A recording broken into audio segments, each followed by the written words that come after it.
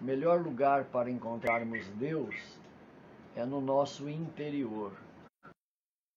Então, esse movimento para dentro, né, da introspecção, nos permite, em primeiro lugar, sentir a nós mesmos no nosso santuário interno. E nesse santuário, sentirmos que é possível trazer Deus como parte do nosso momento. Vamos então, neste lugar onde estamos, no nosso santuário interno, dialogar com o Criador, Senhor da vida. É muito bom estarmos vivendo a experiência em um corpo físico com um programa de uma encarnação. Viajores do tempo, já tivemos muitas jornadas de mergulho no corpo, em cada uma delas, experienciando aquilo que foi mais adequado para o nosso crescimento, para o nosso aprendizado. No momento tão especial que estamos a viver, estamos crescendo muito com tudo aquilo que a realidade nos traz. E nos colocamos, Senhor, abertos para o aprendizado necessário. A sua presença na nossa intimidade se expande e alcança todos aqueles que amamos. E eles são objeto do alcance amável e amorosa. Também nosso ambiente doméstico e as pessoas que desejamos sejam beneficiadas e atendidas. Essa vibração amorosa, revitalizadora, alcança todos estes corações que estão na nossa tela mental e no nosso coração também. Agradecemos mais uma vez e rogamos, esteja conosco nos próximos minutos, para que sejam profundamente proveitosos para nós. Que assim seja. Passo agora para a Cristina, que vai trazer então, vai nos conduzir neste aprendizado sobre as provas da encarnação.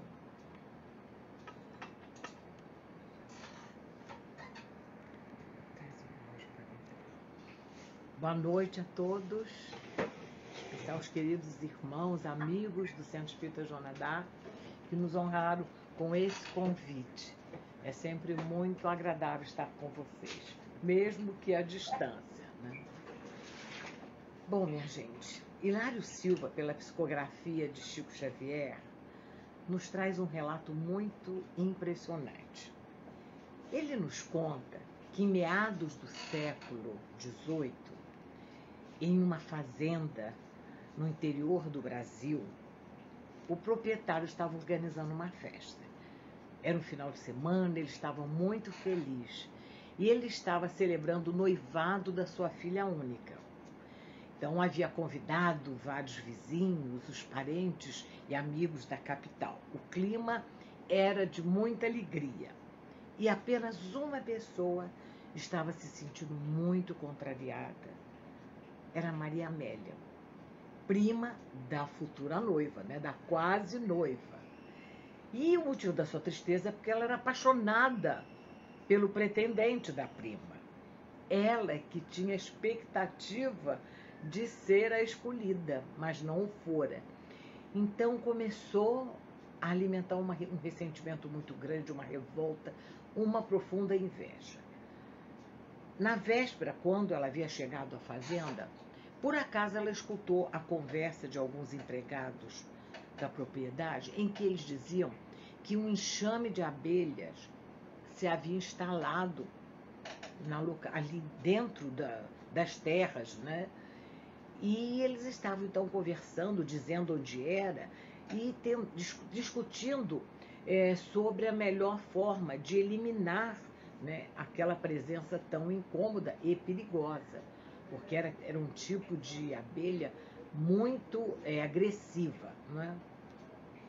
Ao ouvir essa conversa, ela teve uma ideia, mas uma ideia sinistra. E durante a noite ela arquitetou um plano. Bom, de manhã, todos se levantaram, os jovens estavam muito animados, porque haviam programado um passeio a cavalo pela fazenda. E ela então, durante a cavalgada, ela foi se aproximando da prima, da sua rival, conversando com ela, e foi fazendo aquela caminhada de um tal jeito em que as duas foram se afastando do grande grupo. Ela foi distraindo a prima com uma conversa, e aí, por conta dessa conversa, foram num ritmo mais lento, e ela, sem que a prima percebesse, a conduziu por um caminho diferente do que os outros estavam fazendo.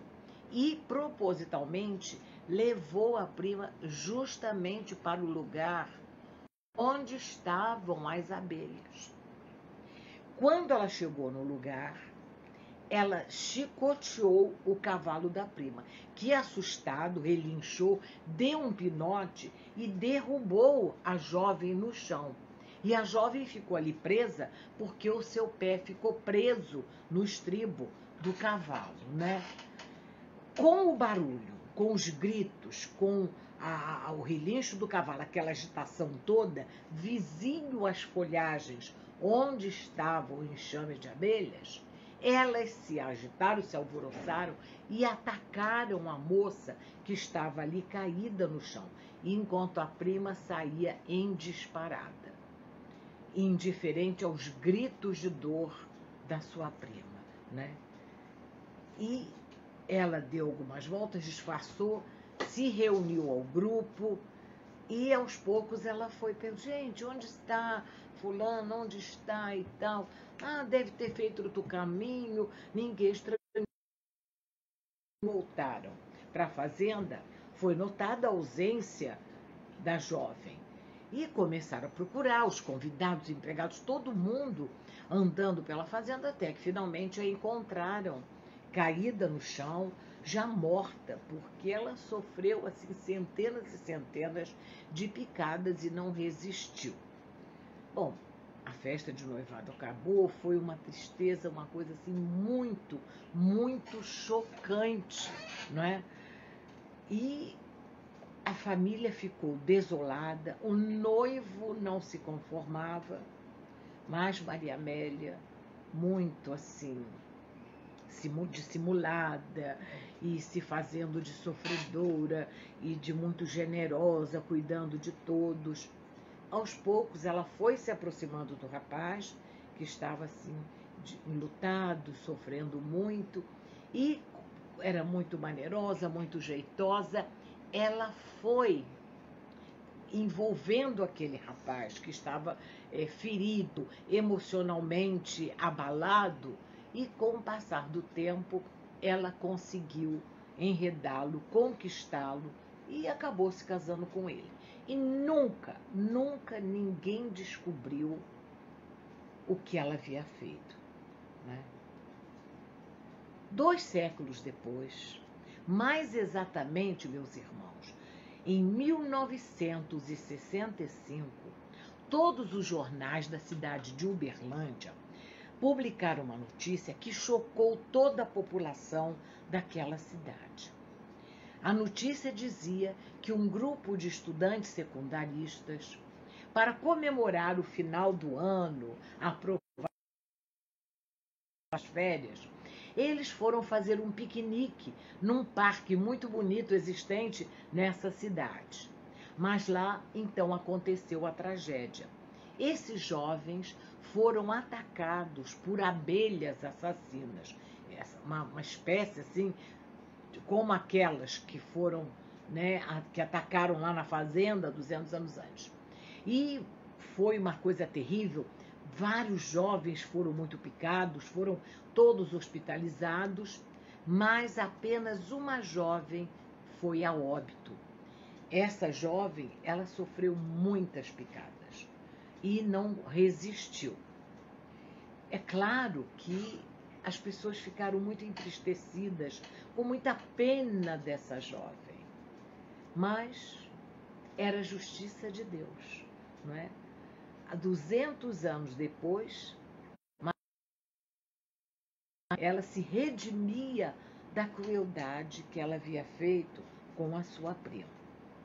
Essa história, meus irmãos, e tantas outras que a gente escuta, que a gente lê nos livros espíritas, né? Elas nos mostram a justiça da reencarnação. Porque, veja bem, só mesmo com a ideia da reencarnação, com a crença na reencarnação, é que nós conseguimos conciliar a ideia de Deus com o sofrimento humano. Ora, que se Deus existe, e nós acreditamos que ele existe, nós cristãos, espíritas principalmente, se ele existe, ele tem que ser perfeito. Se ele é perfeito, ele tem que ser soberanamente justo e bom. Ora, como um Deus que é justo e bom pode tratar de forma tão desigual os seus filhos, né? Por que uma jovem, uma menina que nunca fez mal a ninguém, ter assim, no auge da sua vida, na flor da idade, como se diz, né, um destino tão trágico? Isso, do ponto de vista material, essa é a compreensão que as pessoas têm. Por que ela? Porque só ela não escapou, os demais se salvaram, não foram tão... Por que existem crianças que já nascem com deficiências gravíssimas? Porque uns nascem em berço de ouro e outros, né, nascem na mais absoluta miséria, na orfandade? Porque algumas pessoas, por mais que se esforcem, elas não conseguem sair de uma situação de pobreza, de dificuldade de toda sorte, né? São situações incompreensíveis que, pela unicidade das existências, revelaria um Deus muito parcial. Então, a primeira prova, meus irmãos, que nós temos, né, a favor da reencarnação é o nosso bom senso, é a lógica. Para mim, essa prova é fortíssima, né? Por isso,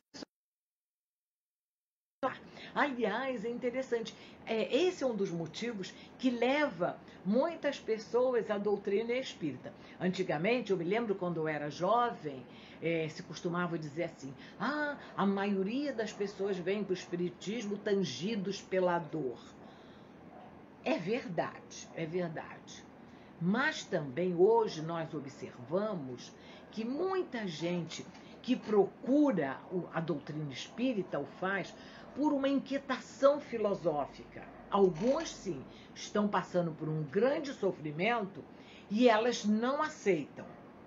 Mas, então, chegam ao conhecimento da doutrina espírita, compreendem o mecanismo da lei de ação e reação que rege, né, a reencarnação, e aí eles, então, aquietam, serenam a sua alma, adquirem resignação, né? Mas outras ainda nem estão assim com um grande sofrimento, mas elas ficam abismadas perante a desigualdade de sorte das criaturas, que isso é uma realidade que está ao nosso redor, não é? Então elas chegam à casa espírita por uma inquietação filosófica, em busca de uma doutrina que satisfaça, né, o seu raciocínio, a sua lógica. E a base disso, com certeza, é a reencarnação. Bom, então, poderíamos considerar, né, o nosso bom senso, a lógica, a nos indicar a existência de um Deus só compreensível, só possível, a partir da reencarnação, da crença na reencarnação. Bom, como segunda prova, eu traria a antiguidade da ideia. Sim, é claro que às vezes existem ideias antigas, mas a gente é obrigado a pensar. Puxa, uma ideia que vem há milênios se perpetuando, ela há de ter alguma base, não é verdade? Então, muita gente acha, pessoas que estão mal informadas, que a reencarnação é coisa de espiritismo, invenção do espiritismo. De forma alguma, gente, o espiritismo foi criado ontem, né? Em 1857. E a reencarnação, o ensinamento a respeito da reencarnação, ele está presente nas religiões mais antigas da humanidade. Porque as religiões surgiram na Índia. O homem sempre teve o sentimento da religiosidade, da ligação dele com o Ser Supremo. Desde a pré-história, o homem das cavernas já tinha suas crenças, já tinha uma cosmogonia. Ele já imaginava a gênese, a criação do mundo. Ele tinha as suas ideias. Ele acreditava em forças superiores. Isso já era uma religião em sentido lato, no sentido de religião como a busca da criatura pelo Criador, a busca de uma explicação das coisas. Mas, se nós considerarmos religião como um corpo de ideias, uma doutrina, com princípios, não é?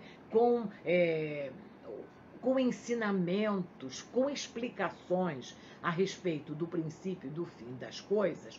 Então, nesse sentido, né, de um corpo de ideias organizado, nós então vamos ver que a religião, nesse sentido, né, mais restrito, nasceu na Índia.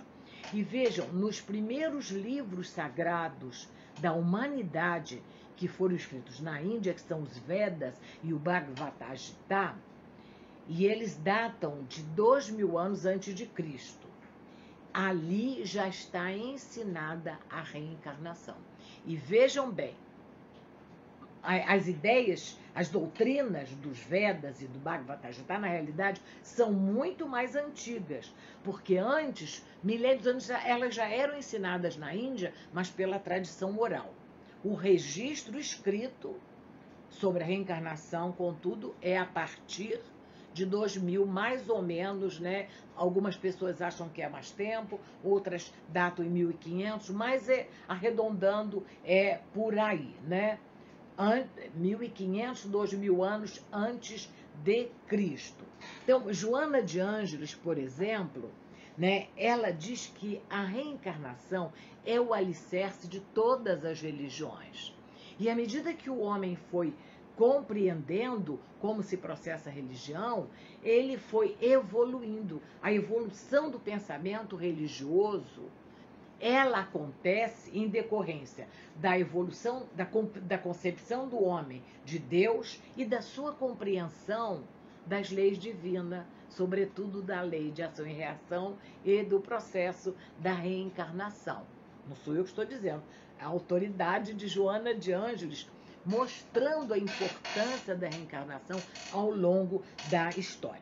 Então, resumindo, a reencarnação nasceu no Oriente.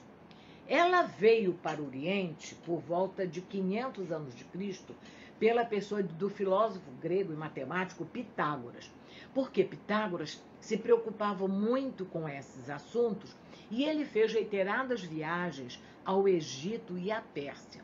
E no contato com os sacerdotes esoteristas egípcios e com os magos da Pérsia, ele estudou a reencarnação. E ele trouxe essa filosofia para a Grécia. E lá na Grécia, ela foi adotada, gente, por uma pleiade de filósofos, né?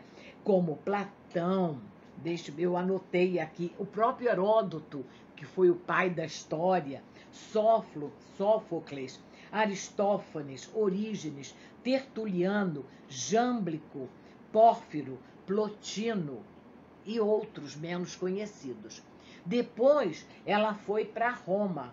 E em Roma, era defendida principalmente pelos pensadores, e pelo poeta Virgílio e pelo pensador Ovídio, tá? Bom, os hebreus também aceitavam a reencarnação Basta ver o que está lá na Bíblia. Só que eles chamavam de ressurreição. E eles não tinham assim uma noção muito exata de como é que acontecia a ressurreição. Porque depois a ressurreição passou para nós como você reassumir o mesmo corpo. E na reencarnação não é assim. Na reencarnação, o corpo vai voltar num outro corpo, não é no mesmo, porque isso é biologicamente impossível. Mas tanto eles acreditam que existem várias passagens na Bíblia que falam sobre a reencarnação. Eu acho até engraçado, mas nem vale a pena a gente discutir, né? Irmãos nossos de outras religiões, eles dizem assim: vocês espíritas, vocês não são cristãos porque vocês não aceitam a Bíblia. E a Bíblia é a palavra de Deus. E na Bíblia não se fala em reencarnação. Lamento informar essas pessoas, mas fala sim. Né? Kardec, no capítulo 4 do Evangelho segundo o Espiritismo, em que ele fala sobre a reencarnação, inclusive ele separou alguns trechos. Eu vou ler aqui rapidinho. Um dos que Kardec cita nesse capítulo é de Isaías. Olha só o que Isaías diz: aqueles de vosso povo que se tenham feito morrer viverão de novo. Aqueles que estavam mortos ao redor de mim ressuscitarão.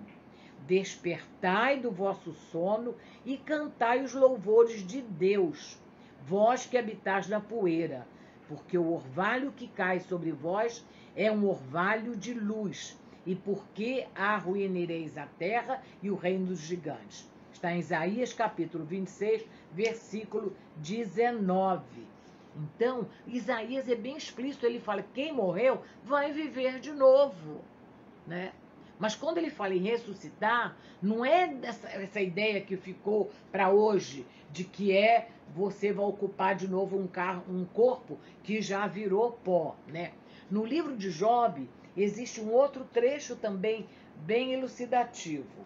Diz Job: mas quando o homem está morto, uma vez que seu separado do seu espírito está consumido, em que se torna ele? Ora, o corpo já foi consumido. E aí o homem virou o quê?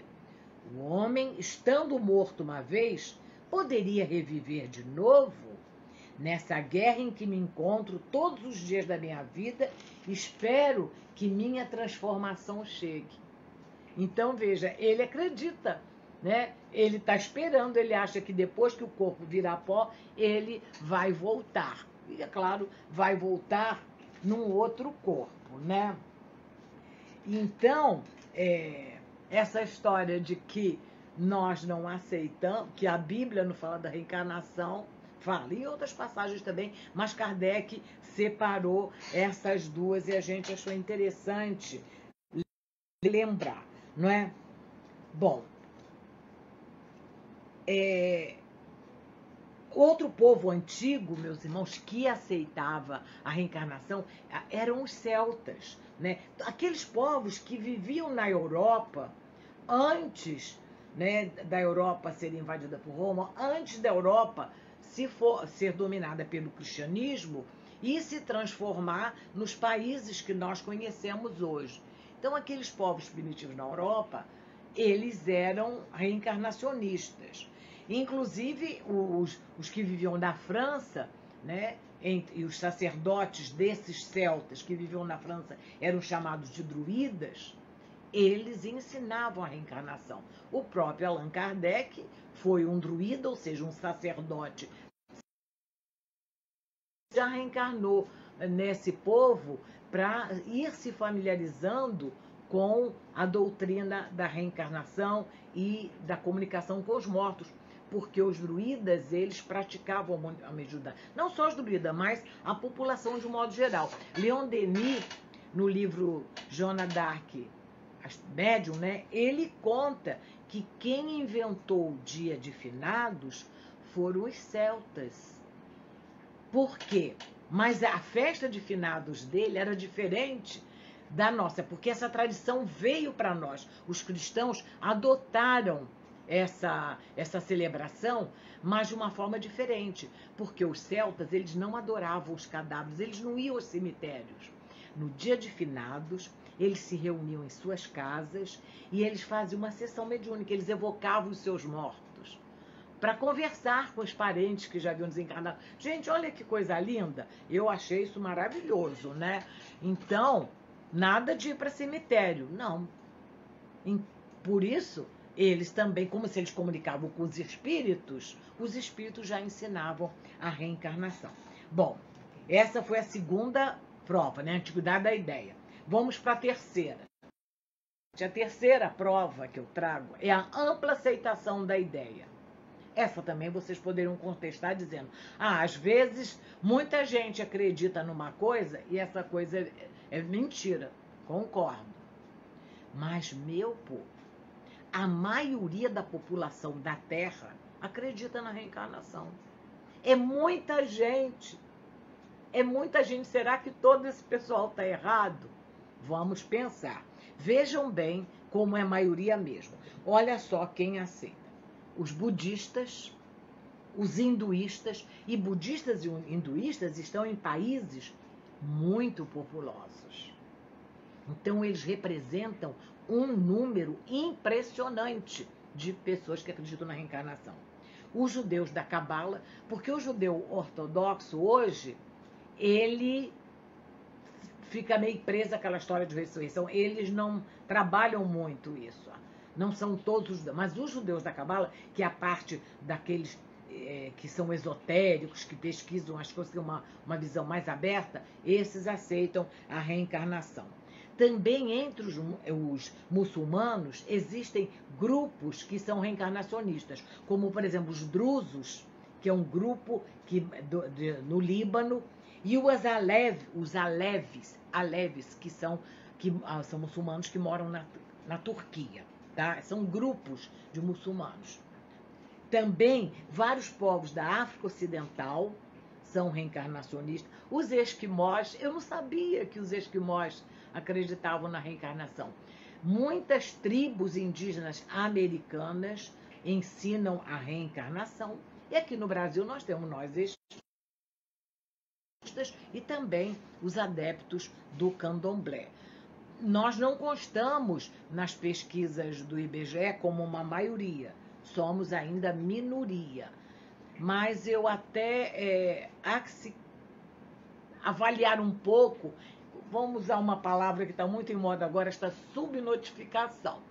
Porque, vejam bem, meus irmãos, lá no Rio de Janeiro, uns anos atrás, fizeram uma pesquisa e eles verificaram que para cada centro espírita existem 9 centros de Umbanda. Sim, a Umbanda é muito forte. Mas o que acontece lá? Muita gente, é uma coisa assim meio de carioca, assim, eu sou de lá, eu vejo como é que o povo é assim bem light, né? Então o povo, ele se diz oficialmente católico, mas ele vai também ao terreiro da Umbanda, ele vai aos centros de Umbanda, porque o carioca adora centro de Umbanda. Você passa na porta do centro de Umbanda, eles são sempre lotados, gente. Então, são pessoas que formalmente eles se apresentam, eu falo que são católicos de formulário. Lá preencher qualquer formulário, qual a sua religião? Católico. Mas só vai na igreja para batizar, casar e missa de 7º dia, né? Para mim, católico de verdade é aquele que vai, que frequenta, que é atuante, né? Esse sim que é o católico bom, né? De verdade. Mas tudo bem. E aí, essas pessoas, elas são católicas, mas elas acreditam na reencarnação. Elas acreditam na comunicação com os espíritos. Elas estão assim ainda, né? Um pé aqui, um pé lá, mas já estão se familiarizando com a ideia e isso é muito interessante, tá? Bom, vamos agora à quarta prova. Para mim, essa é decisiva. Os ensinamentos de Jesus. Minha gente, Jesus falou com todas as letras, não é? Bom, para nós espíritas isso é tranquilo, mas eu acho assim interessante que nós Quando alguém nos questiona, e se a gente estiver com paciência para contra-argumentar, porque às vezes não vale a pena, mas se a pessoa estiver realmente, respeitosamente, com uma curiosidade, sem ideias preconcebidas, nós podemos sim esclarecer e apresentar a nossa visão, certo? Porque para nós isso já é um ponto assim resolvido, é uma questão resolvida. Então há várias passagens no Evangelho. Tem a passagem do Nicodemos, que Jesus afirma para ele que era preciso nascer da água e do Espírito. Ora, a água é o símbolo, né, da vida material. E o Espírito é a vida espiritual. Então o seu espírito tem que voltar para o corpo material. E nascer da água é a forma que a vida começa na água. E quando o bebê vem, ele fica dentro d'água e ele, nos 9 meses, ele passa por todas as fases da evolução da vida aqui na Terra, desde um ser unicelular até o ser humano, não é mesmo? É o que a biologia está aí nos mostrando. E foi isso que, de uma forma bem simples, Jesus falou. E sem falar daquela questão do João Batista, que ele diz com todas as letras que João Batista era Elias, mas não era Elias ressuscitado. Por quê? O nascimento do João Batista, ele foi uma coisa que chamou atenção, porque a mãe dele há muitos anos tentava engravidar e não conseguia. Quando ela já estava assim meio idosa, aí que ela engravidou. Então foi um fato muito comentado. Ele foi visto, conhecido durante a sua infância. Então ele nasceu como todos nós, né? E Jesus falou que ele era Elias. Então, de Elias, mas num novo corpo, certo? Bom, agora vamos para a quinta prova. A quinta prova é a revelação dos Espíritos. Porque Allan Kardec, quando estava organizando a codificação da doutrina espírita, ele perguntou para os espíritos. Então, a partir da pergunta 166 de O Livro dos Espíritos, ele indaga. E os espíritos respondem com toda clareza que nós vamos nascer várias vezes para podermos evoluir.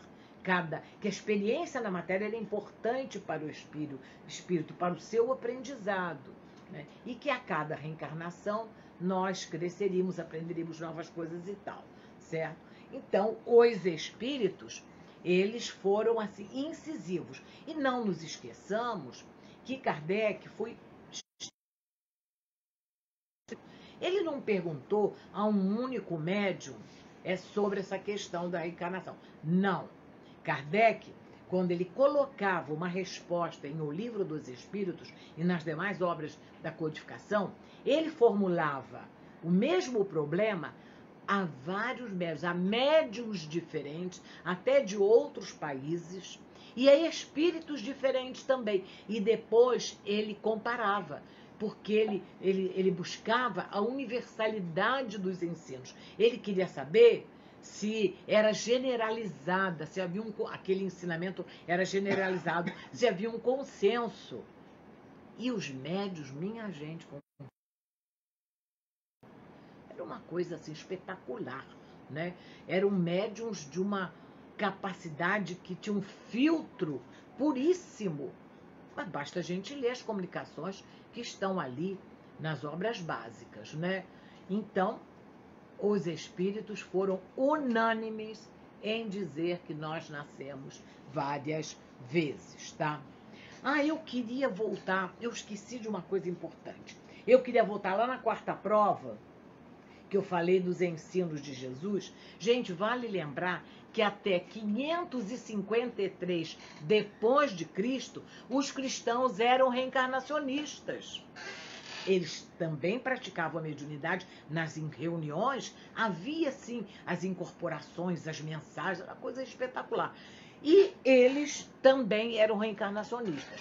Mas no segundo concílio de Constantinopla, que aconteceu por determinação do imperador Constantino, foi discutida essa questão.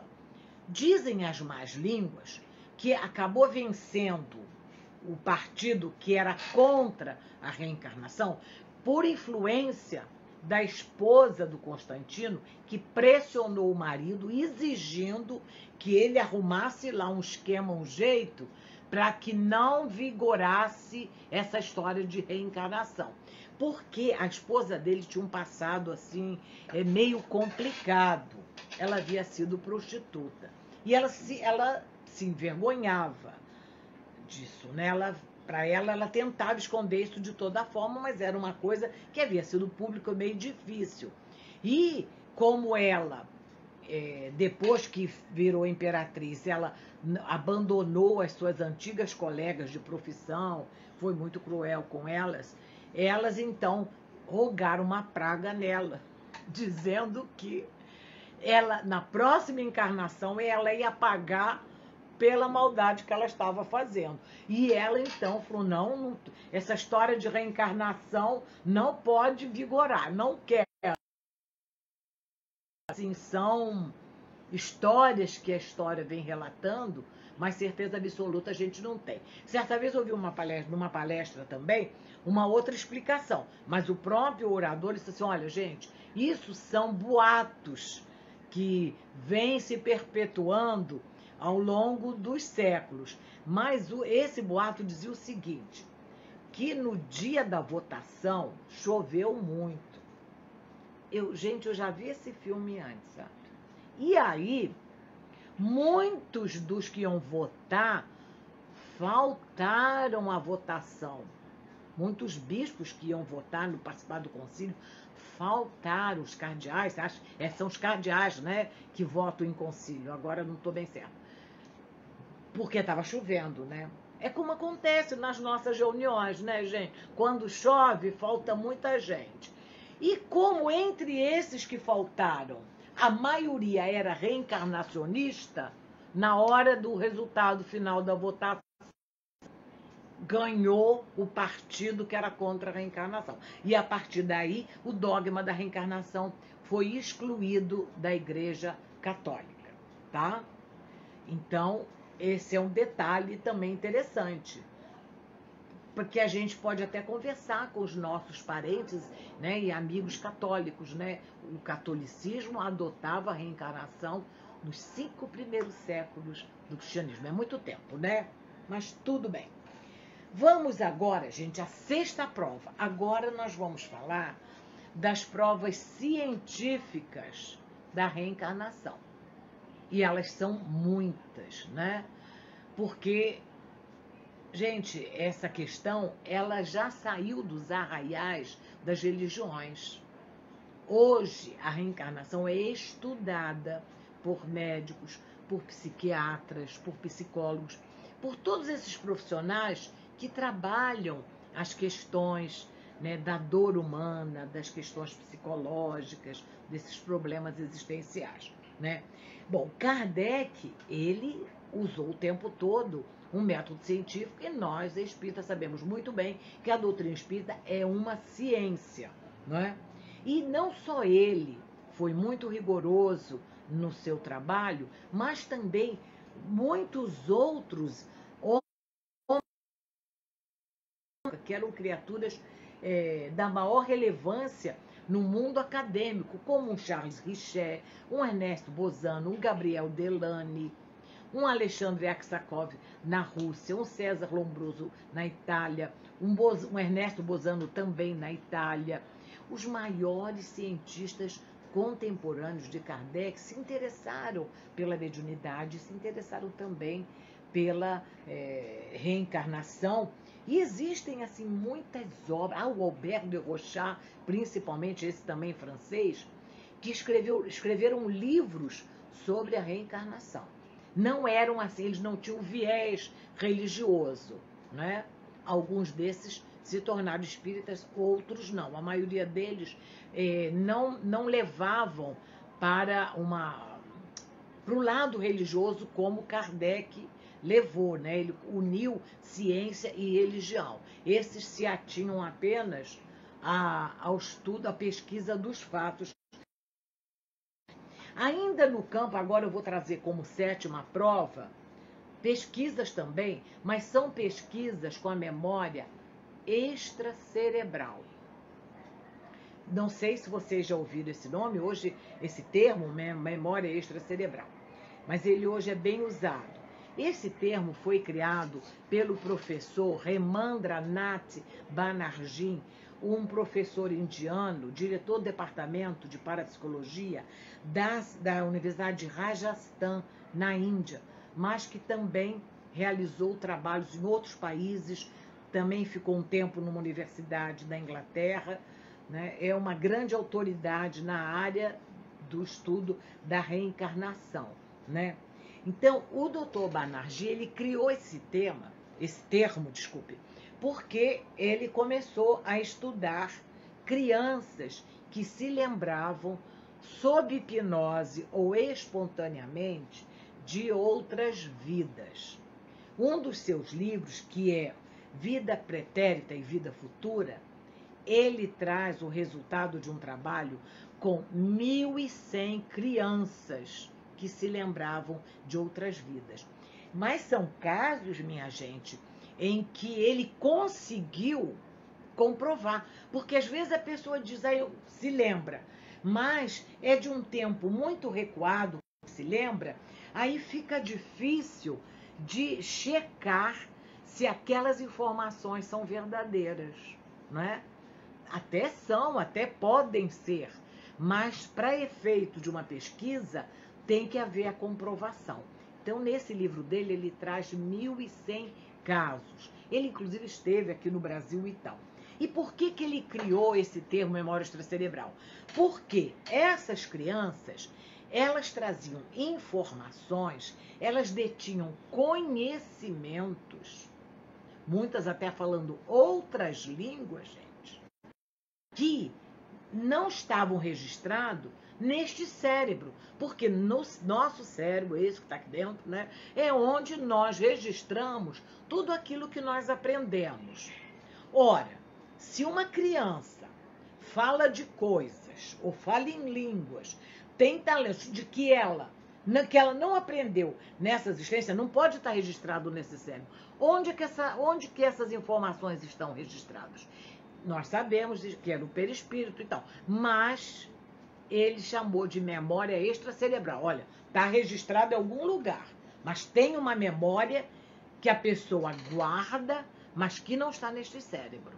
Por isso que ele chama de extracerebral. O interessante, eu achei muito bonito quando eu li, ele esteve aqui no Brasil, e quando o Chico soube que ele viria, o Chico quis conhecê-lo. Então, um pessoal de um jornal espírita o levou para conhecer o Dr. Banerjee.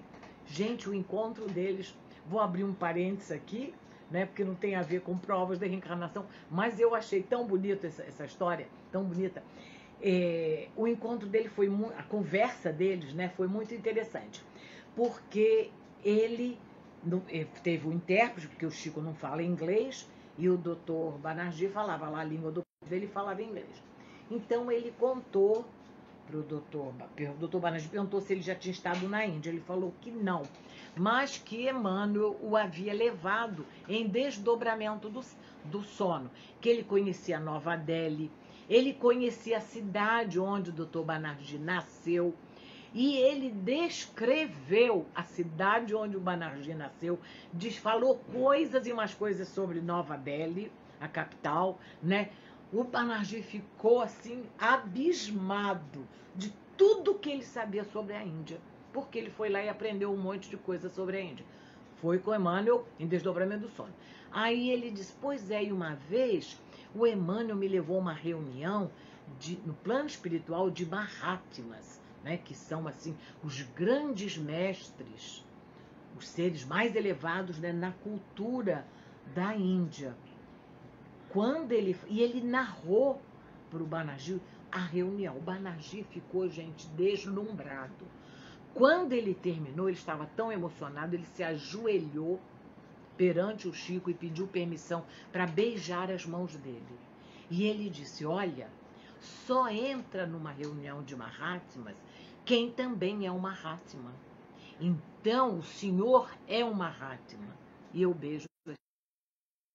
Mas Chico é o máximo, né, gente? Vamos lá. É o máximo, né? Tem mesmo é que ele beijava a mão de qualquer um que chegasse lá. Mas é ele que é o máximo, né? Eu sou assim fã mesmo, porque são histórias que mostram, né, ele na sua simplicidade, a grandeza desse nosso irmão, o exemplo, né, a riqueza que ele nos deixou, né? Bom, e também nessa mesma linha do Dr. Banerjee, nós vamos encontrar nos Estados Unidos, na Universidade da Virgínia, esse já é mais conhecido, o professor Ian Stevenson. Ele desencarnou em 2007. Banerjee desencarnou em 1985. O Stevenson desencarnou mais recentemente. Ele é canadense, mas radicado nos Estados Unidos, e ele também tem a mesma linha de trabalho que o Banerjee. Se bem que o Banerjee às vezes hipnotiza. Ele não. O Stevenson, ele trabalha com crianças que têm memórias espontâneas.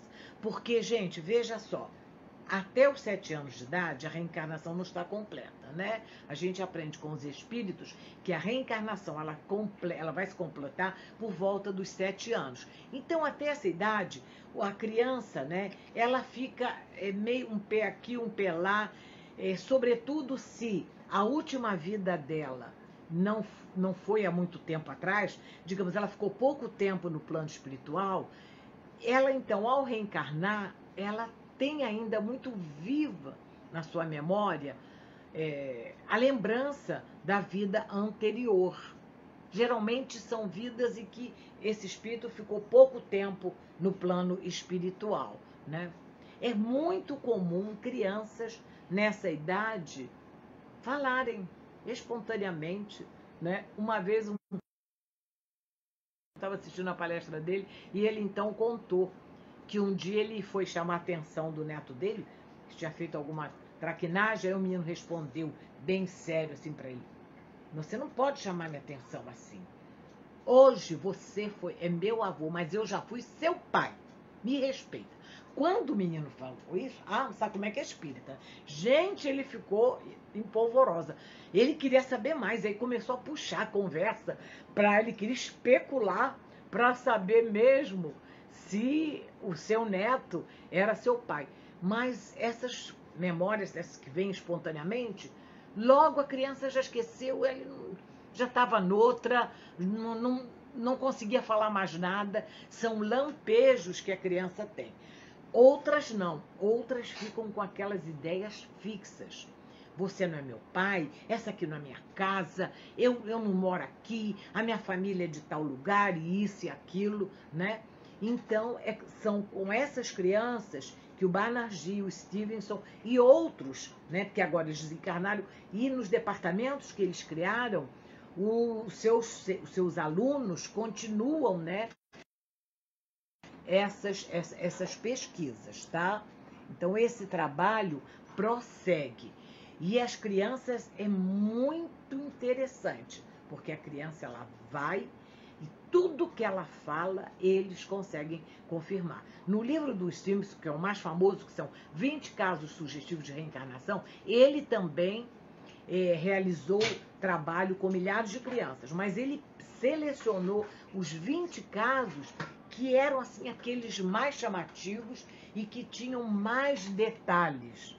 Aqueles em que as crianças, assim, o que elas falavam que tinha acontecido, eles iam atrás no local, quer dizer, nasci em tal lugar, meu nome era esse, e eles achavam o registro de nascimento e tudo que a criança contou tinha realmente acontecido, tá?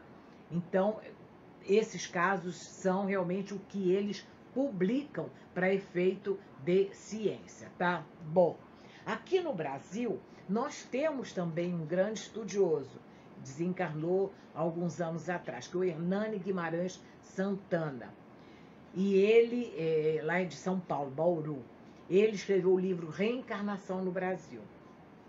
É um livro hoje até difícil de achar, mas se alguém conseguir encontrar, às vezes assim, sebo a gente encontra, ele também fez o mesmo trabalho, entrevistou várias crianças e conseguiu demonstrar a veracidade de tudo aquilo que aquelas crianças falavam. Gente, é muito interessante. Não tem como nós duvidarmos disso. Um dos casos do Ian Stevenson, que eu li há uns anos atrás e me chamou muita atenção, minha gente, foi de um casal que eles tinham 2 filhas, lá nos Estados Unidos. E essas meninas, um dia brincando na calçada, atravessaram a rua, coisa de criança, e foram atropeladas, morreram as 2 em frente à casa deles. Vocês imaginam, esse casal ficou destruído, destroçado, e a esposa ficou tão mal que ela não quis morar mais na casa, porque tudo ali lembrava as meninas. Então eles se mudaram para outra cidade. Passado um tempo, ela engravidou de novo e teve 2 meninas gêmeas. Isso foi um alívio, foi um conforto, né? Uma forma, ajudou a que ela saísse daquela tristeza, daquela depressão. Quando as meninas já estavam há 5 anos por aí, elas começaram a falar umas coisas que os pais foram ficando assustados. Então um dia uma falou assim: mãe, por que você não faz aquele bolo assim assado que você costumava fazer? Era um bolo que ela fazia para as meninas, nunca mais ela havia feito aquele bolo. Traumatizada que ela estava, né? Ela se assustou. Como é que elas sabiam? Ela nunca tinha comentado, né? Outra vez ela estava lá fazendo uma faxina e pegou um avental velho. E aí a outra falou assim: nossa, mãe, esse era o avental que a senhora usava quando a senhora fazia isso, fazia aquilo. O avental, a gente estava escondido, guardado lá. Ela nem usava mais aquela coisa velha, né? E outras coisas. Um dia elas subiram no sótão da casa. E aí tudo que era das meninas, ela não teve coragem de pegar. O marido, na mudança, ele encaixotou tudo e deixou no sótão. Porque ela não teve coragem, né, de olhar as coisas que eram das meninas. E as danadinhas descobriram. E começaram a tirar as coisas das caixas, né? Pois, olha, quando a mãe chegou, elas haviam separado os brinquedos. O que era de uma e o que era de outra. E começaram a ter lembranças dos brinquedos, das coisas. E eles ficaram tão assustados e alguém falou do professor Ian Stevenson. E eles foram, então, esse psiquiatra, né, consultar com ele. O que ele propôs? Propôs que eles fossem para comprovar a casa onde eles haviam morado. Desceram no lugar, não em frente à casa, desceram antes, para testar. E as meninas foram na frente, andando sozinhas. Pararam numa praça e elas falaram: uai, cadê aquele sorveteiro que ficava aqui? Elas notaram as mudanças que haviam acontecido ali na praça. E eles atrás, observando, pois elas foram sozinhas até a casa onde elas haviam morado.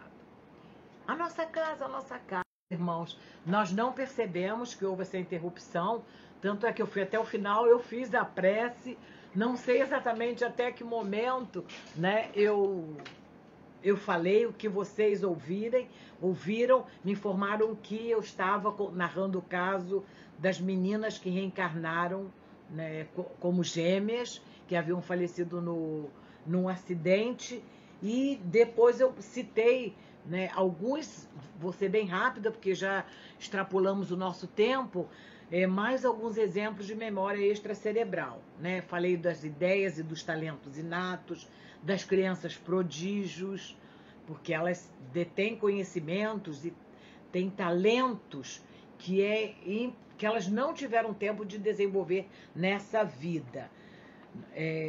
Falei das lembranças dos sonhos, porque isso é possível, são os sonhos regressivos.